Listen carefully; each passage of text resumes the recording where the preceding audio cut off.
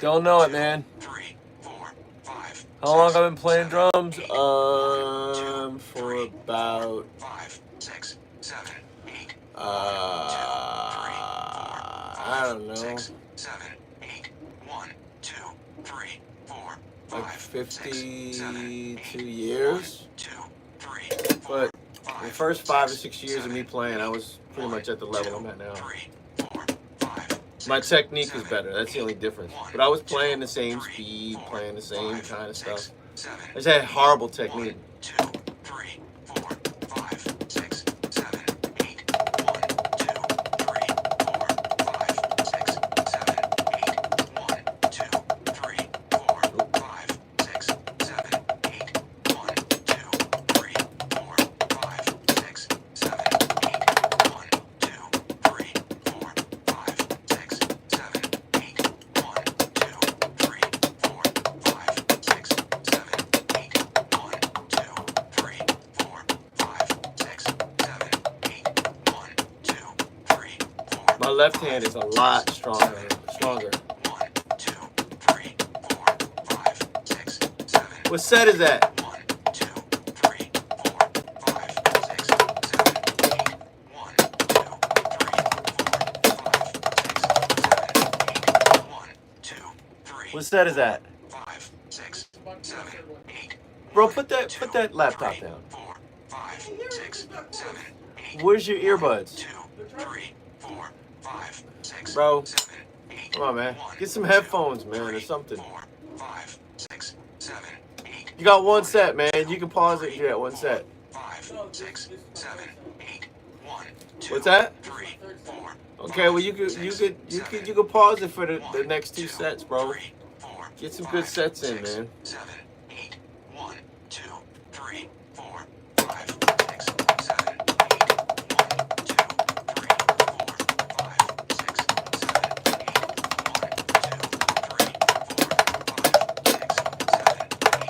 1, 2, 3, 4, 5, 6, 7, 8. 1, 2, 3, 4, 5, 6, 7, 8. 1, 2,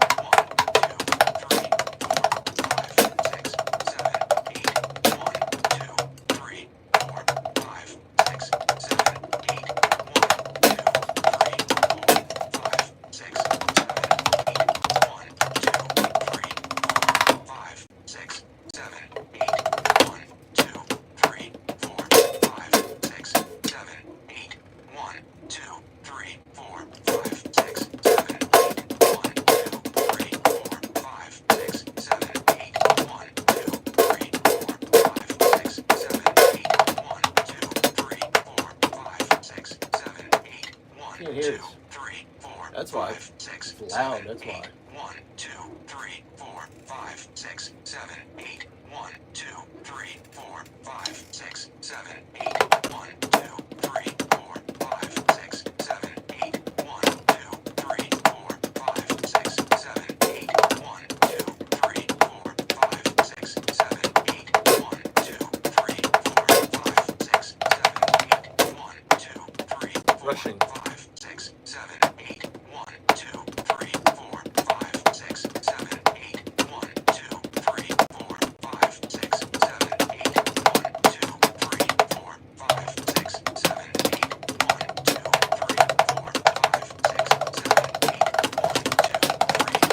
4, 5, 6, 7, 8. 1, 2, 3, 4, 5, 6, 7, 8. 1, Every once in a while, I kind of 6, 7, 8. mix it up 2, 3, 4, 'cause 5, 6, 7, trying to get my hands to warm 1, up. 2, You 3, know. 4, 5, 6, 7, 8. 1, 2, 3, 4, 5, 6, 7, 8. 1, 2, 3, 4, 5, 6, 7, 8. 1, 2, 3, 4, 5, 6, 7, 8. 1, 2, 3, 4, 5, 6, 7, 8. 1, 2, 3, 4, 5, 6, 7, 8. 1, 2, 3, 4, 5, 6, 7, 8. 1, 2, 3, 4, 5, 6, 7, 8. 1, 2,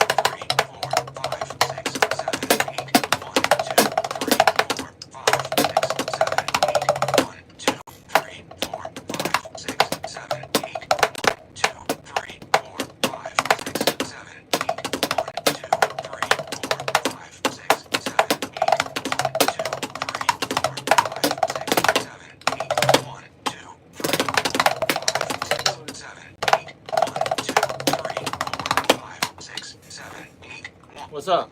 I'm done. All right, put the pack up, huh? It's kind of refreshing. You say it's refreshing? Mm-hmm. Like, what do you mean? It smells refreshing? No, the temperature is refreshing. Like cold? Yeah. Not really. Well, the It's heater's hotter right in up there. Huh? It's hotter in there. That's the point. I want you to bust a sweat. Bust a sweat, my brother.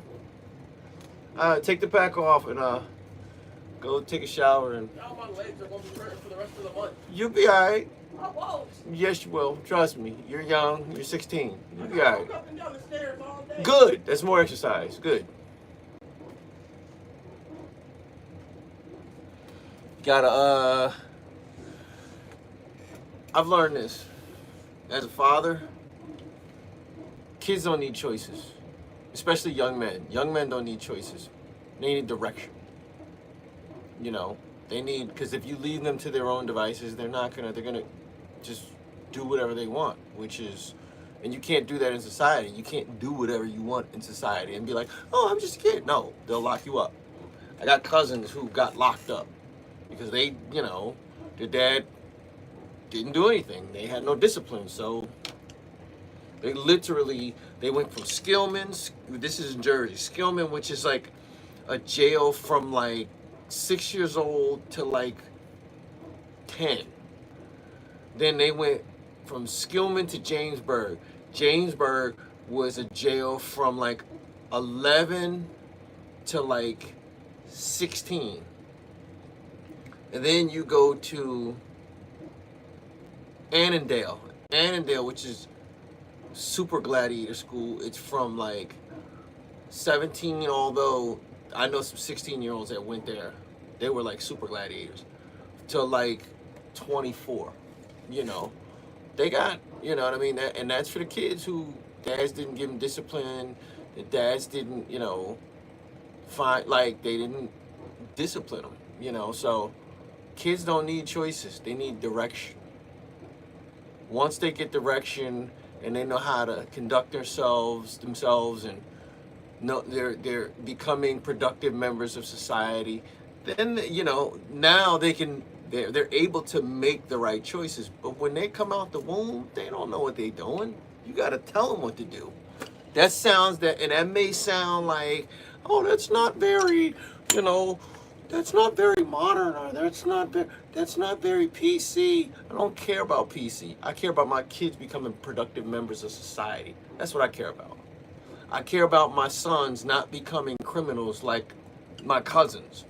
Tons of cousins and all that. They became criminals, you know, because they were allowed to run the streets and do whatever they wanted. No, man, no.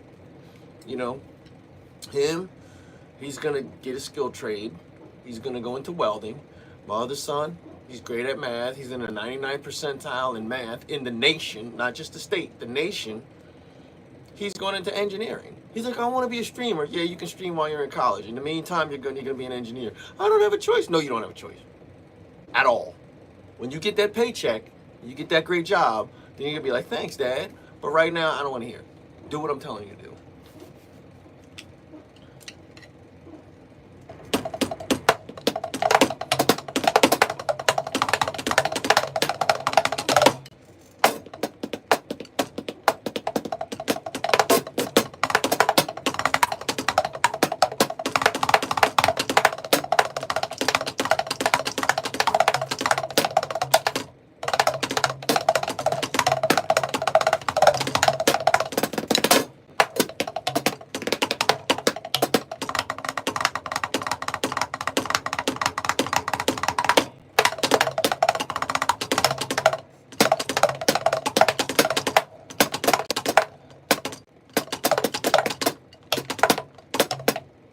Ooh.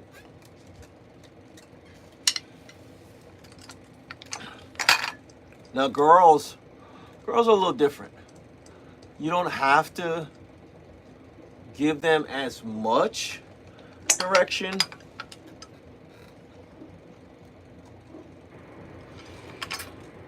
Girls, you don't have to give them as much direction.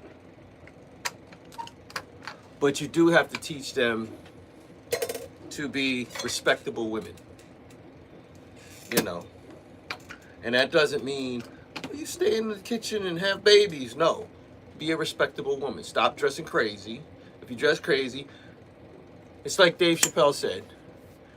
You know, if I dress like a cop and people are like, oh, officer, help me, you know, and you're like, oh no, I am not a cop. You know, where you wear the uniform. If a dude looks at a girl, she's dressed crazy, oh, I am not a whore.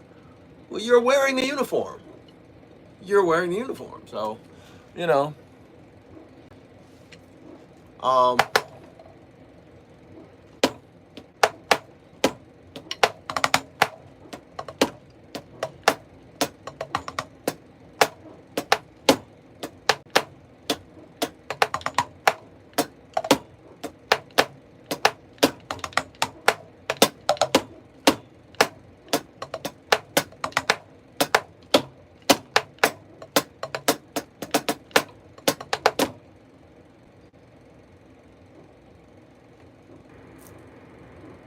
oh, it's right here.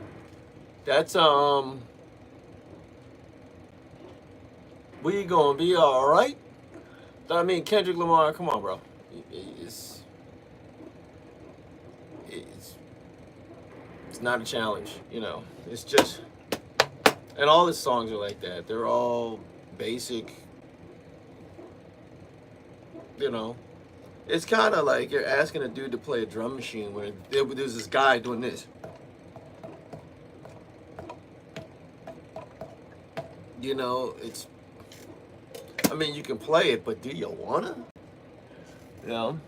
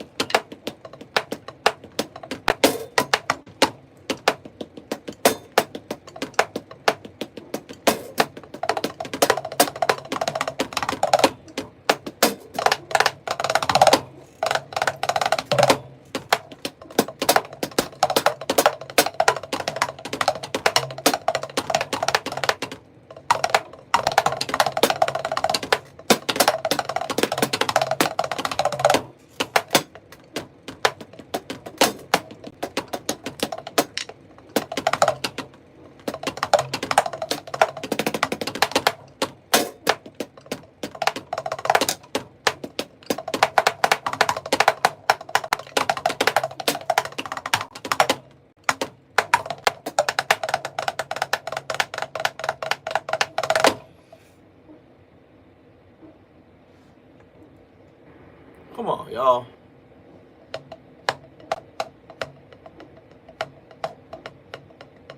Woo-hoo! Woo-hoo! Woo-hoo! Woo-hoo! Pleased to meet you. Oh, you guessed my... No.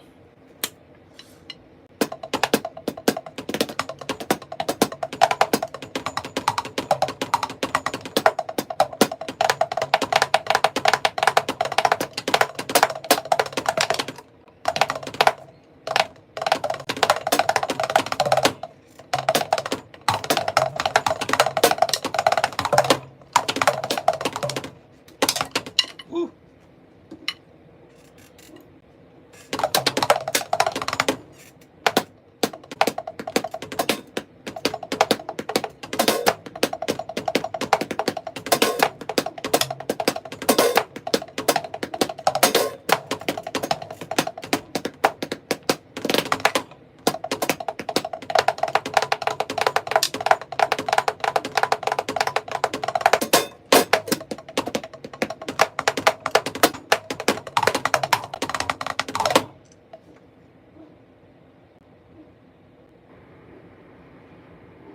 What sounds?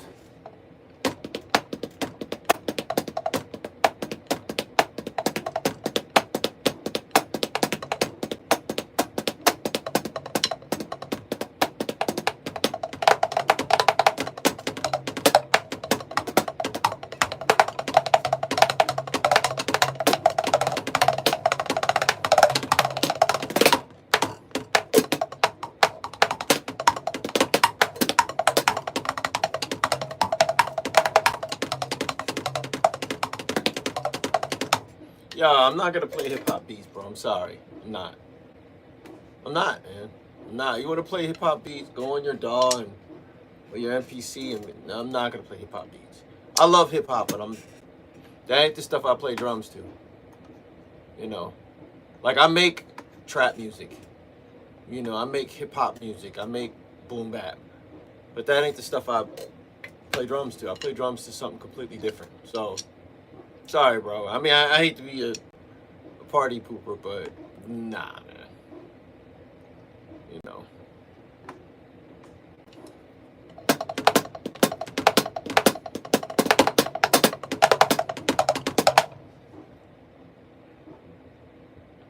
NCAA 25, huh?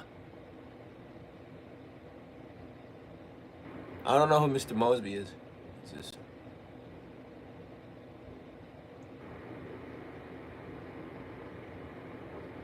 It's just a practice pad kit. I mean, dude, you're not the only person. Like a lot of people are like, man, turn up the volume. I'm like, no, it's not an electric kit. It's just a practice pad kit. I don't know if you can see it. I got a kit right there. But, you know, I actually got a kit there. I don't know if I can see myself. I don't know. The screen is black. I got 2 drum sets behind me. I got a kit right there. I got a kit over there. So, I have a real kit, but it's 5:48 in the morning. So, it's 5:48, and my wife is sleeping upstairs, so I don't want to wake her up. You know what I mean? But you ain't the only person, man. A lot of people like, is that an electric kit? Nah, it's just a regular practice pad kit. And the hi-hats are it's actual hi-hats, but I have these mutes on them.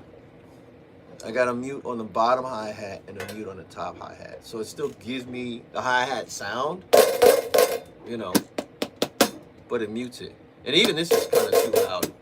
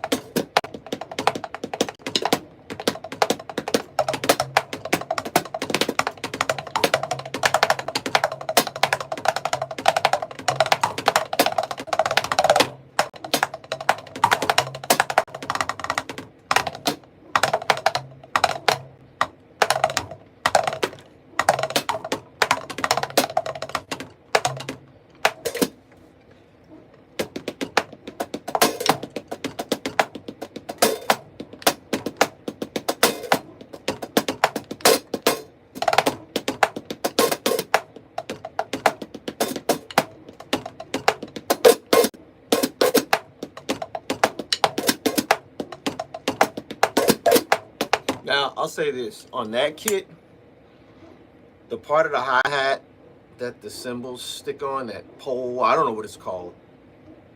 I actually put like a little tambourine thing that I have on there to keep me aware of, you know, because when I close the hi-hat, it makes a sound, excuse me. That's kind of like a cheat code. I don't know about anybody else, but I use it to help me to be cognizant of when I'm closing the hi-hat. So when I close it, it's still on beat. Like it goes. If I go, it'll go. You know what I mean? So people are like, "Oh, that's a nice sound effect," and I'm like, "Yeah, okay." It's a cheat code. So.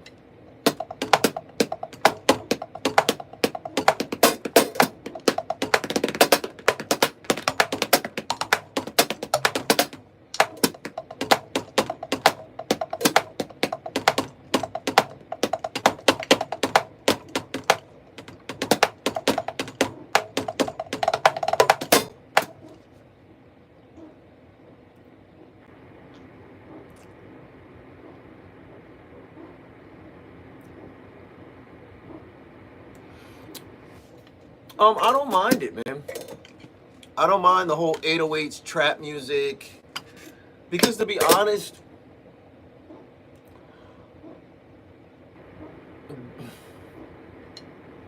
it didn't start off with hip hop. It started off with German music, Kraftwerk in particular, a band called Kraftwerk. They were the ones who started using the hi-hat patterns and all of that stuff. This is the family tree. Modern trap music came from Miami bass booty shake music, Luke and all that stuff. Miami bass booty shake music came from, part of it was West Coast, the flow, but the beats and everything was, what's his name? Africa Bambaataa. Soul Sonic Force. That was like doom da doom doom da doom doom doom. It came from that. They got that from Kraftwerk. So there's a direct correlation. So like you think it's American, it's not, it's German. Like all of that, we just made the patterns and we evolved it into hip hop music. You know, but before that, it was like house music, you know. And before it was like house / kind of primitive hip hop music. And before that, it was German, like new wave, you know. So, you know, you know what I mean? Like you kind of be tired of it, but I'm like, we ain't make it. That stuff came from Germany, you know. So, because even back then, there were two kind of two schools of hip hop. There was the hip hop, hip it to the hip hop, you don't stop, a rock it to the bang bang boogie, say up jump the boogie to the rhythm of the boogity beat. That was a band. That was a band playing it. That wasn't even Chic. That was like a bunch of, you know, studio musicians that Sylvia Robinson put together, because she had this group called the Sugar Hill Gang, and she got a bunch of studio musicians, and it was live music. And they played that break, that was a famous break, a famous like break dancing break. It was a drum break. Boom, boom, boom, bum, ba-dum, bum, bum, bum, bum. Good times. These are the good times. So, and the 12-inch extended version had that drum break in it. And all they did was just have musicians come in and play. Run DMC, their first stuff, it was all live music. Even before Walk This Way, their albums, it was live musicians making that stuff. It wasn't until like later that they started using like DMX drum machines. Even like the rapper DMX.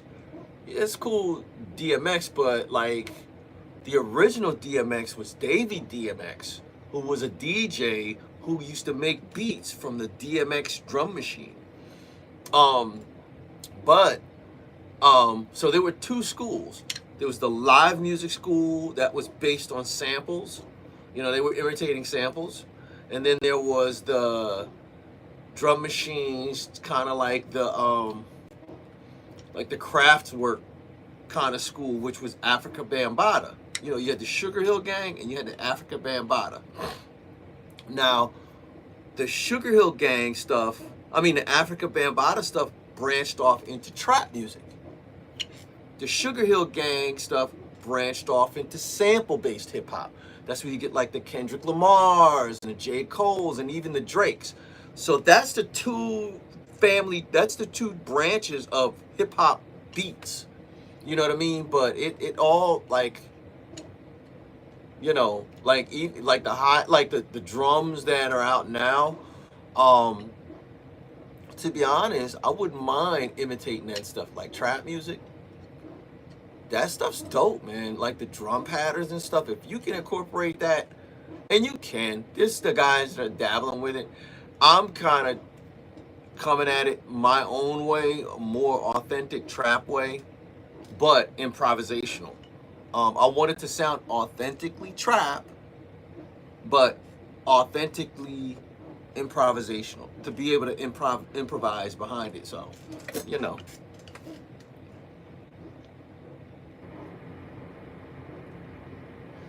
Oh man, I played for years, bro. I toured with a bunch of bands. I really toured with metal bands. But in terms of music, like my dad's in the New Jersey Music Hall of Fame. I toured when I was living in Jersey. I toured with a bunch of metal bands, toured in Germany and stuff like that. Um, and then I came back and I switched from metal. I really, really got into jazz. Um, because I was just like, that was something that was something I was always into. And a lot of times I took stuff from jazz and incorporated it in metal, and dudes were like, where'd you get that from? Ah, I got it from such and such. I got it from, it was a riff that Tony Williams did in like, Miles Davis's second quintet. Like, you know what I mean? Um, you know, um, but I always wanted to delve further into jazz. So when I started playing jazz, I was I was doing a lot, and I had moved to New York at that time. I was playing a lot in the New York scene, and at that time I was doing like a lot of this.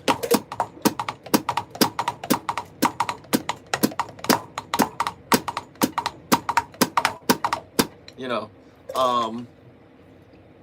and I was just doing kind of single hits. Like I do pickup gigs, but the main group I was in it was kind of like a Jamiroquai before Jamiroquai.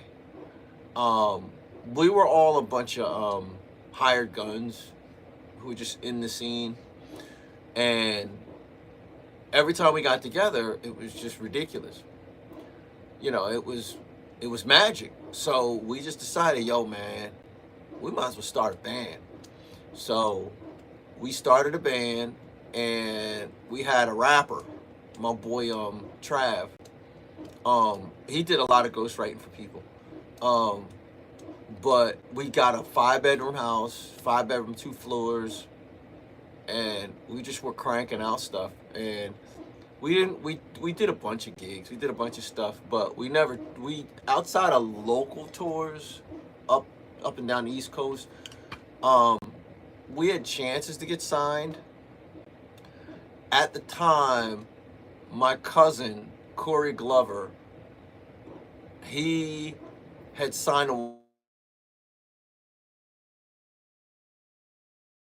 Warner Brothers, and like Mick Jagger discovered him as CBGB's, is Living Color. So he was like, yo, send me your demo. And he was like, I like you guys, man, send me your demo. And I was like, all right, cuz, no problem. And I never sent it to him. I'm glad I didn't, because I would have died, man. I was living the rock and roll lifestyle and everything involved in it. All the chemicals, all the ladies, like I was living that lifestyle. And I knew something instinctively said, don't do it. You'll die. Don't do it. You'll gain this, but in the process you're gonna die. You're gonna die of rock and roll, from that rock and roll lifestyle. Because I knew if I got a huge chunk of money, it was a wrap, bro. So, and then we got an offer to sign a production deal with Pegasus Records, but what they really wanted us to do is take everybody else's music and then funk it up and give it back to them. So it was really, they were using us as arrangers and gaslighting us into thinking, oh yeah, I was like, nah, we were already doing it, but they said, we want to sign you guys to a production deal and this and that and blah, blah, blah. And then I talked to my cousin about it. He was like, don't do it. He's like, I'm telling you, don't do it. He's like, this is like family to family, don't do it. And he said, man, they're going to use you guys to like rearrange. Basically, you're going to be arranging crew, you know, and you're not really going to get, you're not going to get credit. You're going to get like enough money to be in debt, you know, because like he found all this stuff out after the fact. When you go in a studio, they choose the studio and then they charge you to rent out all the studio recording equipment. So if it's like $150,000 equipment, you're already $150,000 in debt. The food, they're charging you. The drinks, they're charging you. When they take you to a restaurant we're gonna take you guys out, we're gonna sign you to a deal, that's all on your tab. So you gotta pay for all that. So and then I got to a point where we kind of went our separate ways, and I went back into jazz.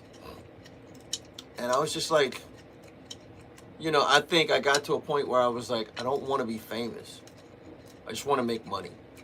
I don't want fame, because fame is too invasive. And I foresaw being married in my future, and that, you know, what I do is cool for me, but then your wife, you got to protect your wife's privacy. We got 4 kids. I got to protect all their no, man. My wife and kids ain't asked for that. So, you know, and if you want something, put it this way. The music industry ain't nothing for free. That's the only way I can put it. Ain't nothing for free. There are things required of you. If you're a hit, you know, that's great. You're a hit. But to stay popular, there's kind of like doors you gotta kind of go through. There's moral compromises that start to become expected of you. That's the only way I could put it.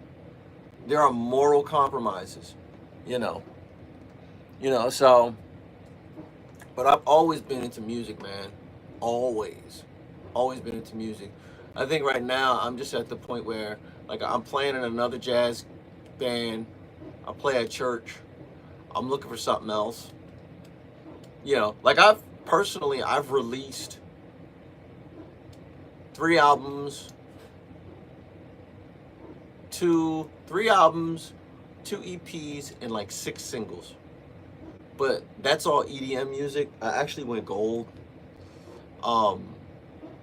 But, you know, I want to put out live music, like live instrumentation. So that's my next move. But I've always been into music. I've always been a student of music. Any kind of music, doesn't matter. So, like always, I've always been a student of just good music. So, you know. Plus the stuff, it's in my family. Like, actors and musicians are in my family, so.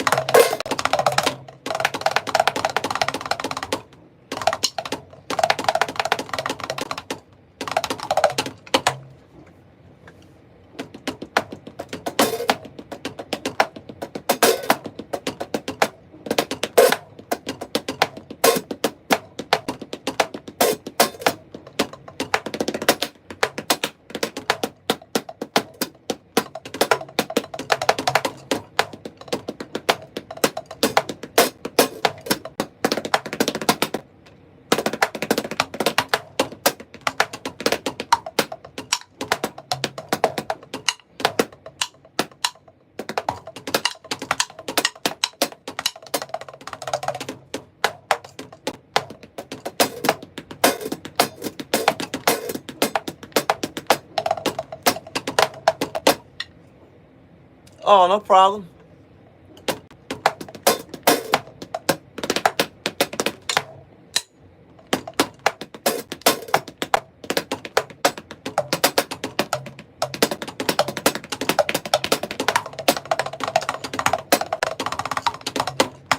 The thing about music is there are, especially the industry, there are people who are insanely talented, once in a generation talents.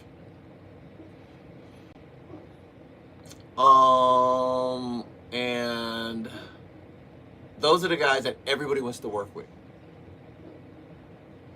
But unless you're that level, there's a lot of politics involved, a lot of schmoozing. You got to have a lot of connections. You know, but like, and I say that to say when I say there are moral compromises that will become required of you, the very few that doesn't happen to are the generational talents. And the irony about being a generational talent is you end up compromising your morals and your values anyway, because everybody's drawn to you. It's like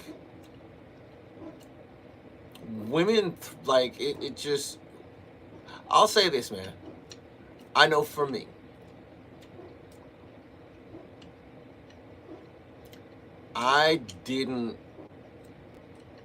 it does become very difficult to turn down women. It becomes very difficult. Extremely difficult.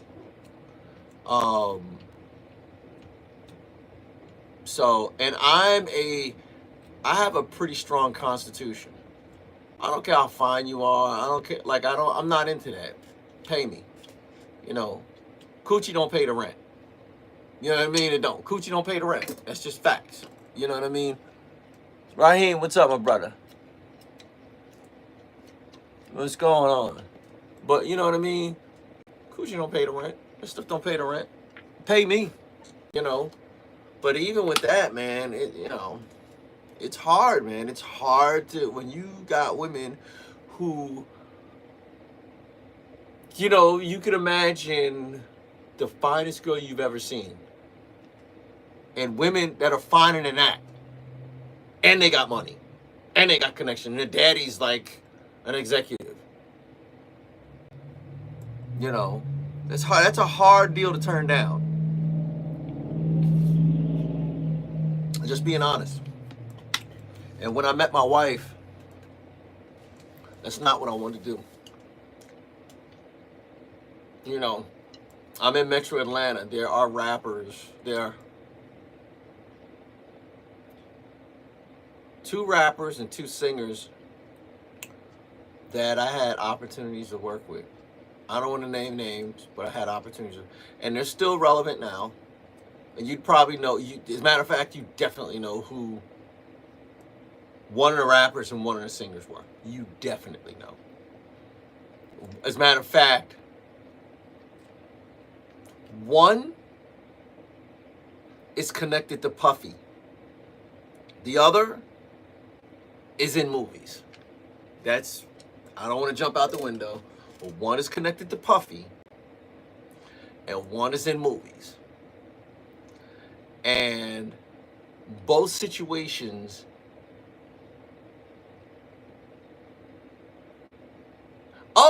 and another is connected to Lil Wayne. As a matter of fact, he was signed to Young Money. And the other one, this is crazy. One is connected to Puffy, but he never signed to Puffy.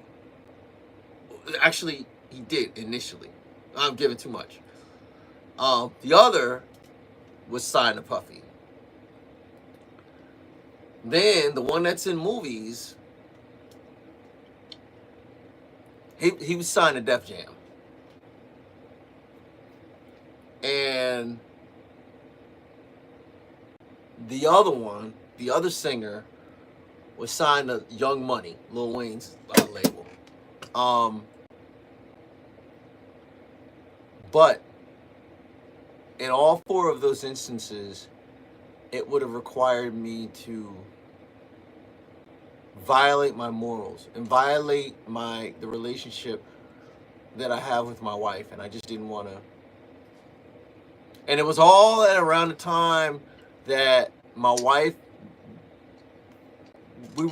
she was either, no, it was like right after. As a matter of fact, I was in rehearsal when my wife went into labor. I was in rehearsal with the guy who was signing Young Money. And he was like, "Oh man, go, go, go." My wife was in labor. And then after my wife had our daughter, things just ramped up. They ramped up, and it was like my career or my family. And my dad, you know, he wasn't really around. He was he did his thing in the music business, but he was never around. And and him and my mom, it just wasn't good. And I always said I don't want to put my kids through that. So I chose my family, man. I chose my family because I just didn't, I didn't want to be the dad that my dad was. So, there we go. I didn't want to repeat the cycle. So and it wasn't the first time I walked away from music. I walked away before,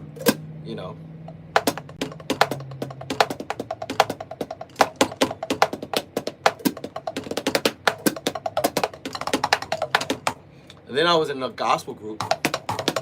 But this was like when my youngest was born, my youngest daughter.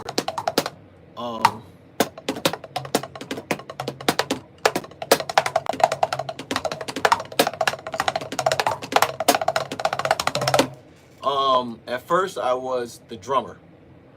And then the bass player left, and I became the bass player.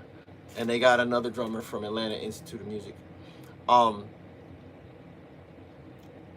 We were on like television, not like cable television, like BET. We were on BET. BET used to have a show with Kirk Franklin.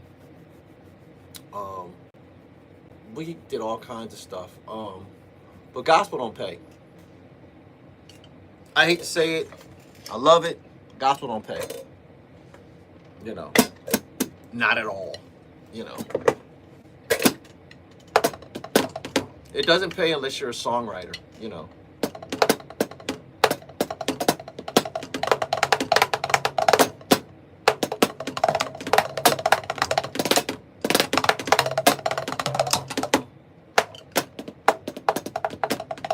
And to be honest,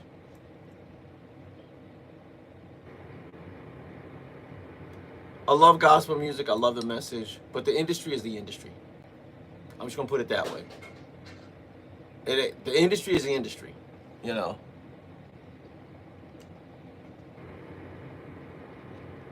mean, I met a lot of famous people. I met the most famous person. That's hard. I've met actors and actresses. I met Denzel. I met... You put me in. It's kind of hard. I'm not gonna say these names because you'd be like, oh, if you look in their background, you'd be like, oh, that's who it is. I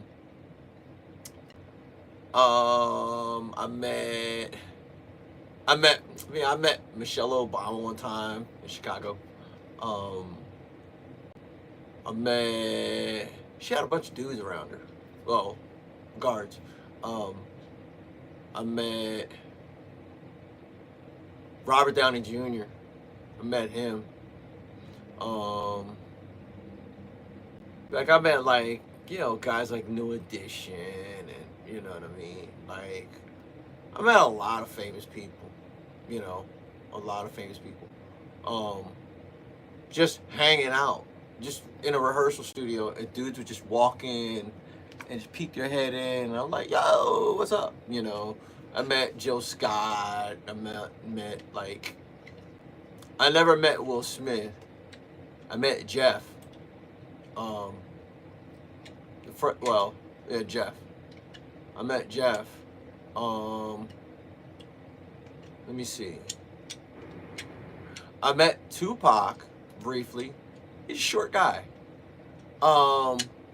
This is when he was signed to Sony. I don't know, he was doing something for Sony. A friend of mine, Scotty Nelson. This was like in the 90s, the early 90s. He was doing something. I don't know if he was signed or he was. I know he was doing something for Sony. This is in. They had a headquarters in like Manhattan, and I was just sitting in the lobby waiting to hang. You know, because my boy was like, "Yo, man, come to my job, let's hang out." We hadn't talked in a while, and I'm sitting there waiting, and I see Tupac. His breath was smelling like funky Newports, but he's a cool dude. He's real cool, real laid back. I met a bunch of famous people. I met quite a few. I used to be starstruck, but after a while, and plus I lived in New York for like 10 years, and this is like in the 90s. There's like rappers everywhere, like literally everywhere. Like I met Q-Tip. I met, you know what I mean. Like I met Jerobi, from Tribe. I never met Fife, and I never met Ali Shaheed Muhammad, but I met Tip, and I met Jerobi. I looked at, I was like, Jerobi. He was like, yeah. He's like, people say, they usually say somebody else. It's like, yeah, you right. I was like, oh snap. He's like a great cook. But as a matter of fact, Jerobi taught me how to write theme music, bumper music, and all of that stuff for movies and television. He was like, he taught me how to write that stuff, so how to format it and everything. So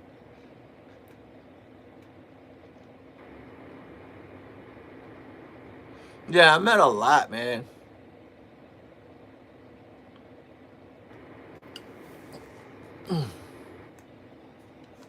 Seven Dust? Really? They're from Atlanta. Yeah. But yeah, man, I met like a lot of famous people. There's like so many, man. I'm just kind of going through the Rolodex. I met Metallica, the whole band.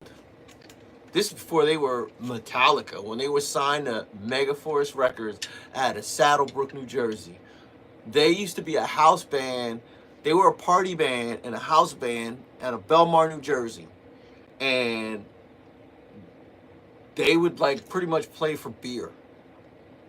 And at the time, Anthrax was here, Metallica was here. And Anthrax was here because like Anthrax was from Long Island, so they had New York fans. They were signed to Megaforce Records out of Saddlebrook, New Jersey, so they had the New Jersey fans, and they were kind of like almost like in the early days, like they did that EP I'm the Man, which was pretty much them rapping, you know, and they wore like the baseball hats and the Adidas show toes and what have you with the no laces. So it was kind of like they were kind of like hip hop metal, like early on. This is oh man, I can't remember the name of the album, but and this is when Metallica, around the time Metallica came out with Ride the Lightning. Cliff was still alive. Cliff was drunk. Every time I saw Cliff, he was drunk. I mean, R.I.P., but every time I saw him, he was drunk. He was a nice guy. He wasn't a violent drunk. Really nice guy. Never missed a note, but he was always drunk.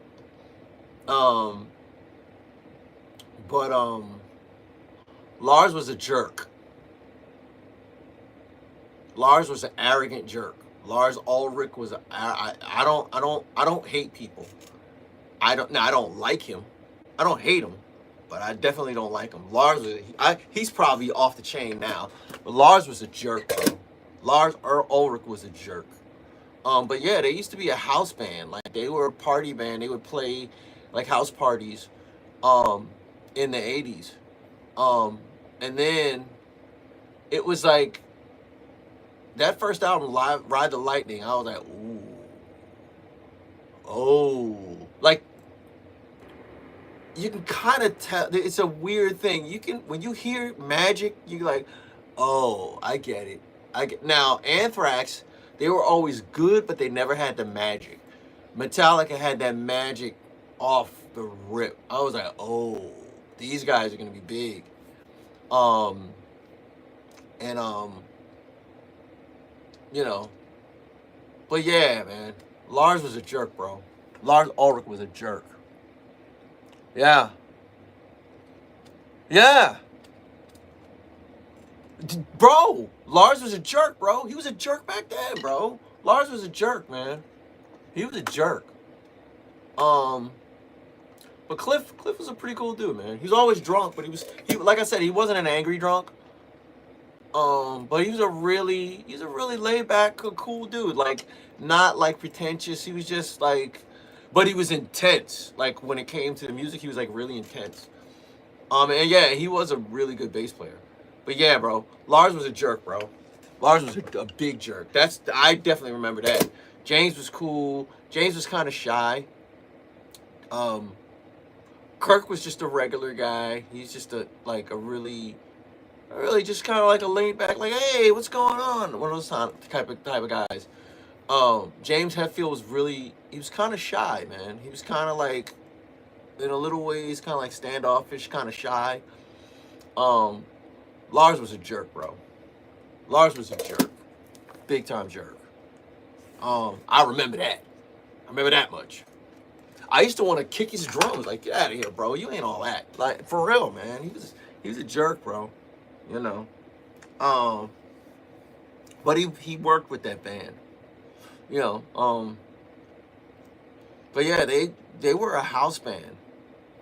And they would play I've seen them play in like 2 or 3 house parties in Belmar, New Jersey. Belmar is like, I grew up in Long Branch. And Long Branch is kind of like laid back, a sleepy surfer town. And they had an arcade and all of that, and a haunted mansion and all of that stuff. They had a bunch of, so it was like for kids. Belmar was for the teenagers partying. That's what that was for. So like there was, you know, that's where they would kind of like hang out and party. But yeah, they were. I'm assuming they got paid, but I'm like, how much can you get paid? Like, you know, playing for beer money at that point, you know. So.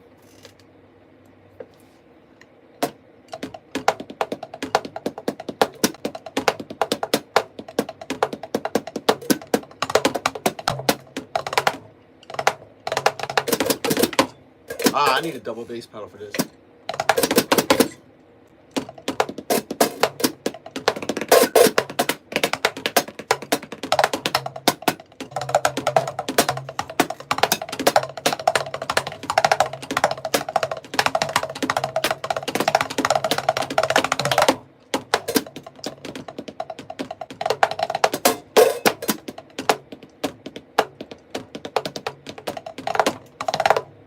I met Keisha Knight Pulliam from The Cosby Show.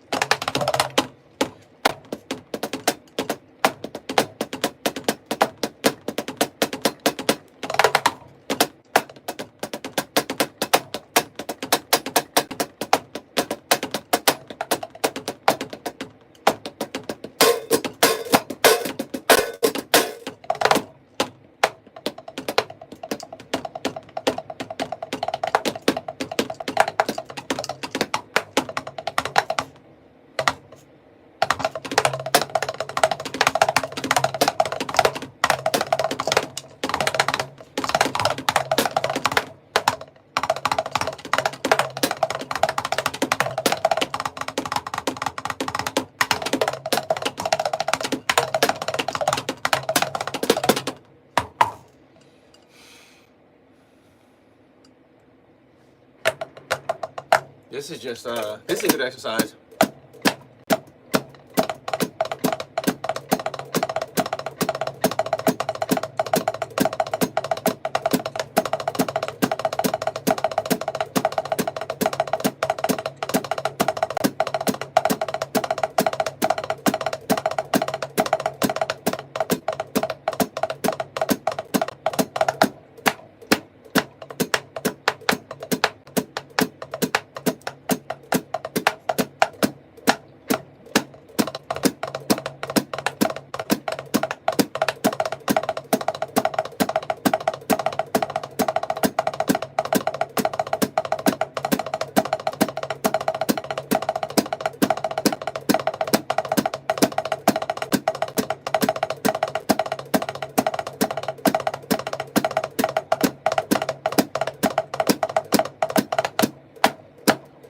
That's a good one.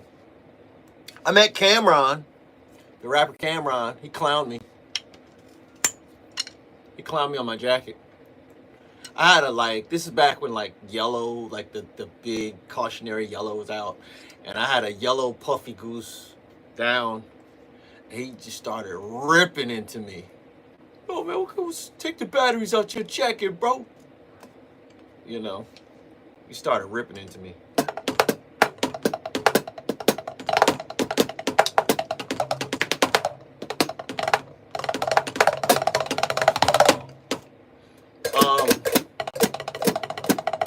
This way, you want to get your speed. This is what you do. Play with your fingers. Pause.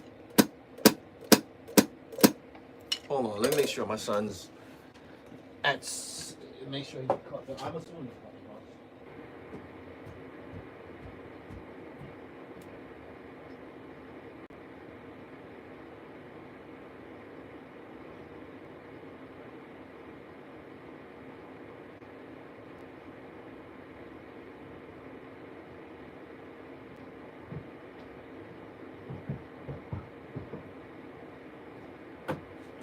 Yeah, he made it.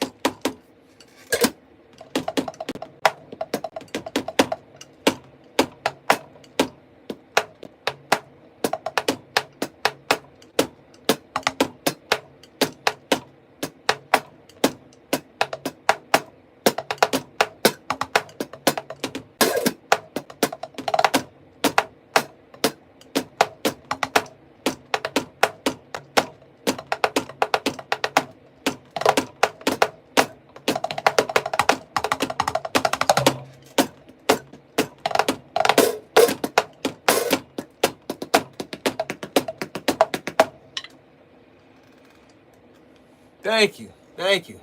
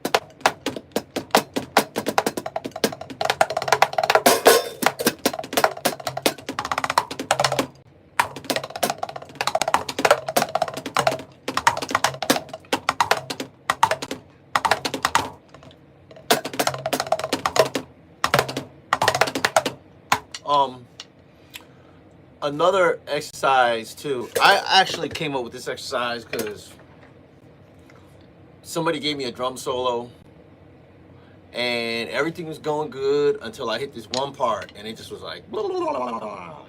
So I said I'll never let that happen again. So I turned it into an exercise.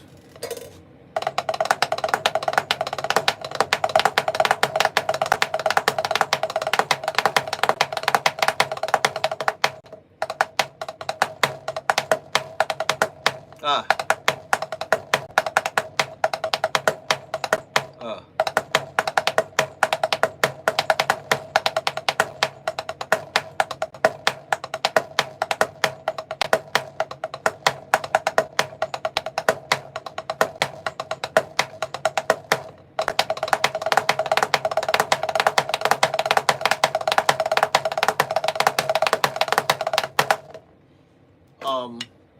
All right, Laverne.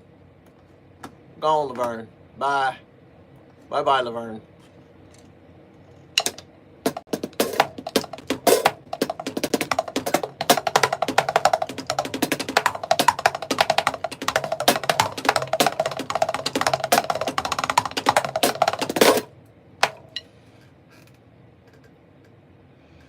It's all right, man.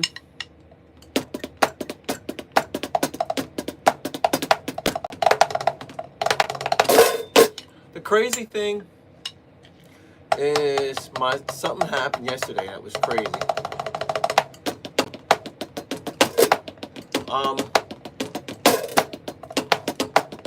My son was late getting home.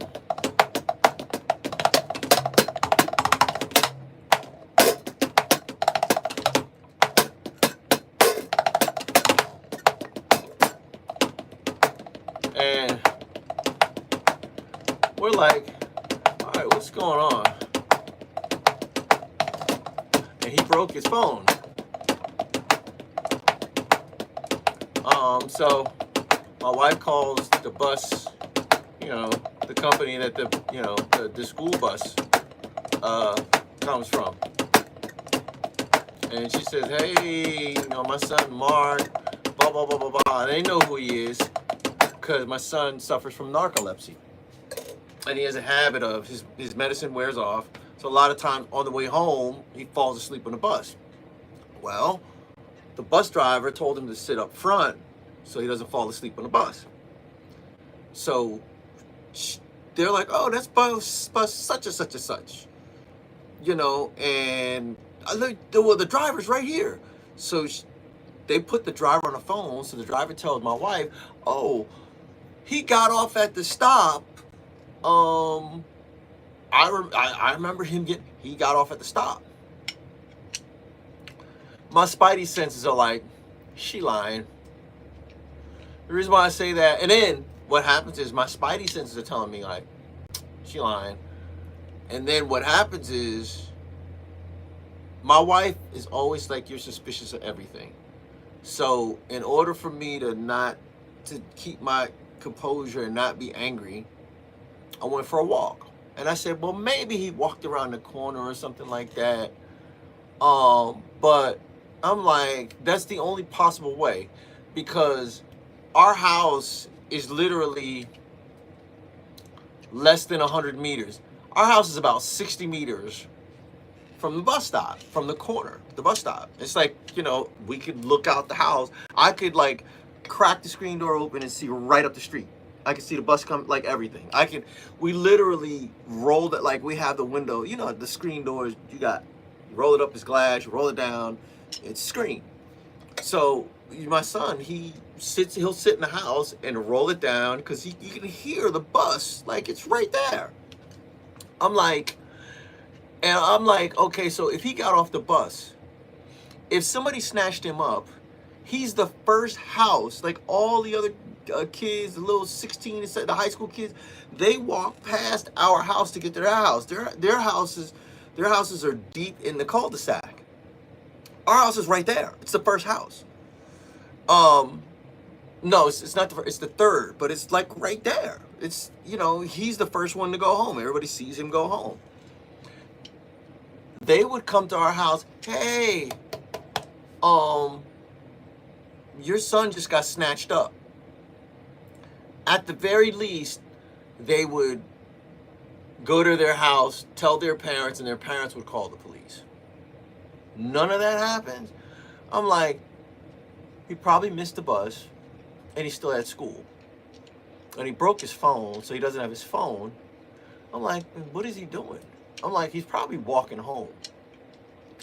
So my wife called because our friend, she lives like around the corner from the school, around the corner from the high school. Excuse me.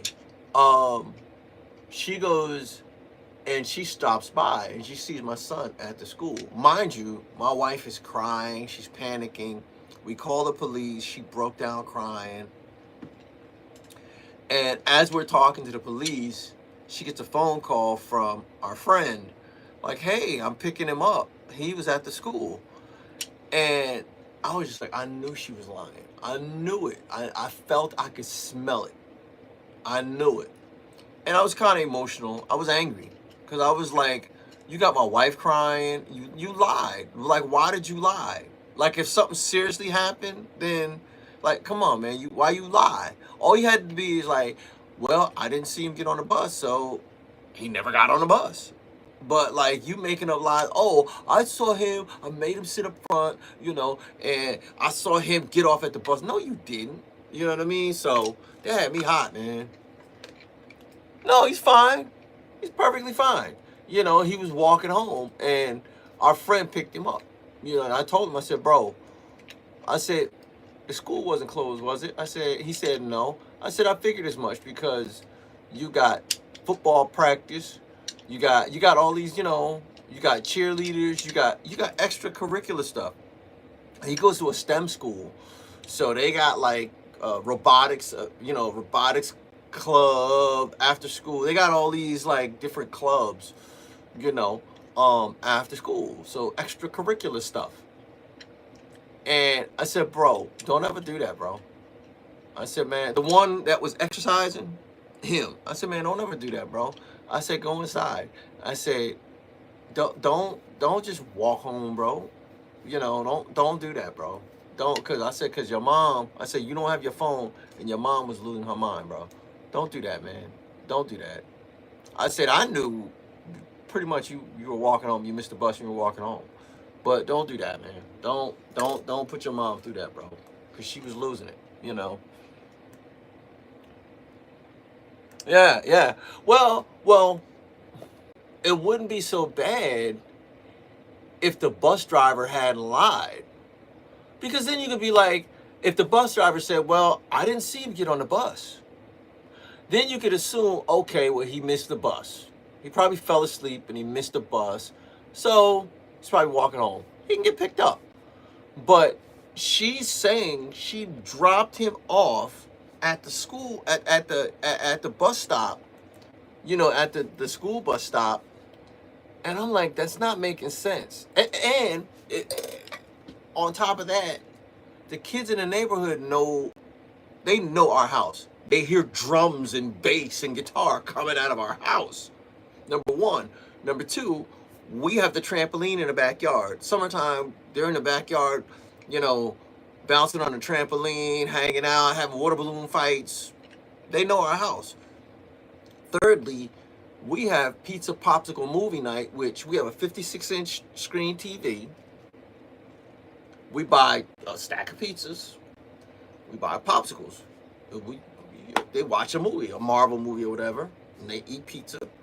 And then for dessert, they have popsicles, pizza popsicle movie night.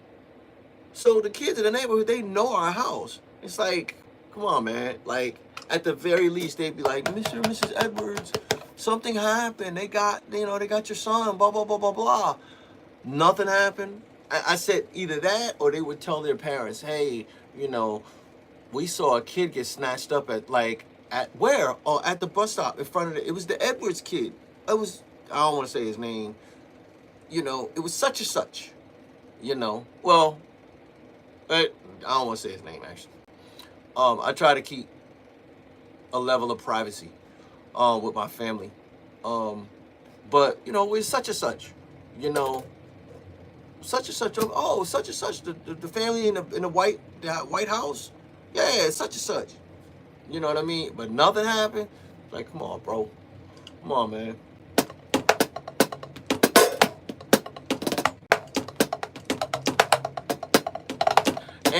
And the thing about it is he's done it before. Like he fell asleep at school. But any other time he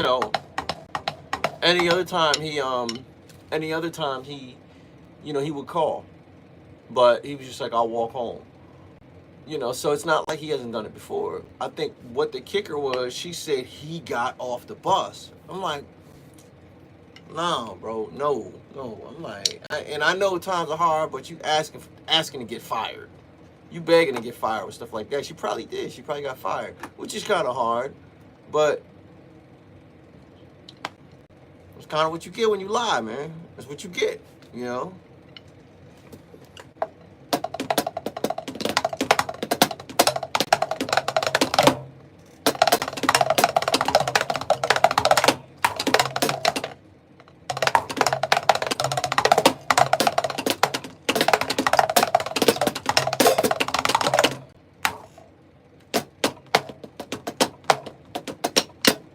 Ah.